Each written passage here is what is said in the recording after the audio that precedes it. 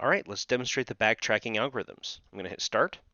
You can see here the backtracking algorithms are running on every single problem, and we have the simple, look forward, and Mac backtracing. Once these are all done loading, and I'll just kind of have it here in the background, our program produces this thing called a trace. And these traces are just pretty much every single step in the algorithm. It'll tell us exactly what it's doing. In this example, this is the arc consistency version of the algorithm.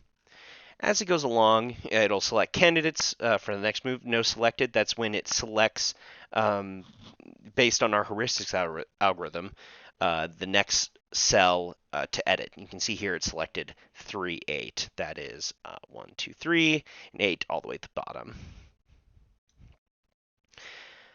It'll test each thing or each value in its domain. You can see it skips over. Well, it doesn't skip over any there. We'll keep looking. And whenever a domain is completely full, there will be a message here. Oh yeah, no valid children discovered. Backtracking. So if the domain is full, specifically in our consistency, if the domain is full, it'll backtrack. Yeah, and that is our backtracking algorithm. If you need verification that the backtracking algorithm is working, you can check these traces after you run the program. Okay, so here is the simulated annealing algorithm, and this video is going to be showing that it does in fact work the way a local search simulated annealing algorithm is supposed to. So starting with the output of the actual algorithm itself, you can see that most of these are unsolved and have failed to actually produce a viable and correct solution.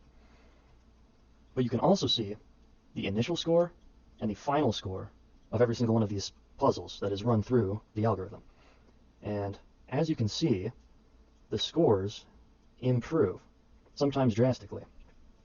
So the algorithm is in fact progressing closer towards the desired goal state. Now there's a output file for every single one of the puzzles, and let me just click into a random one here, and you can actually see step by step what it's doing. We can see that it has switched the position 8-3, which is the value of 6, with the position 8-5, which has the value of 9.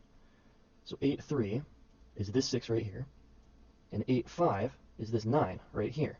And if you come down here, you can in fact see that it has switched these values, and that it actually improved the score so that it is violating less constraints. My name is Kristoff and I'm overviewing the genetic algorithm. First, I generate a random board. I then make a selection from that random board. I run the tournament twice.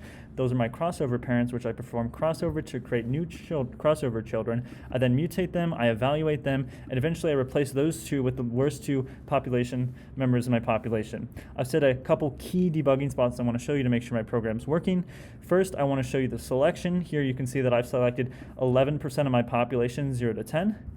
Next, I want to show you the tournament. In the tournament, I return the individual with the best fitness or the least constraints violated. And the way I do that is I have it sorted so that in index 0 is the worst, and in index count -1 is the best. 120 compared to 146. I would select the 120 in this case.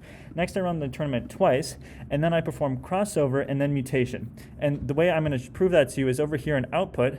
If I click output, genetic local search, and for every single puzzle, if you click this, then you can click on traces. I'm going to start at the top here. You can see parent A, parent B, and then you can see child A and child B. And then after that, you see this line. This line denotes another loop. This way, you can see how each parent contributes to each of its children via crossover and mutation. Next, I want to show you how I evaluate. If there's no constraints violated, then I return the puzzle. Else, I return false, and the loop continues. Lastly is the replacement. I just want to show you how it's replacing. I start with 100, go down to 99, go down to 98, and now I'm adding to population. Add. My population's back at 100. I'm replacing the worst two, which is at index 0 and index 1. I'm then sorting the array so that my tournament continues to work as intended. I reverse the array to make sure the tournament works as continued, and then I loop back to the beginning. That's my algorithm. Thank you.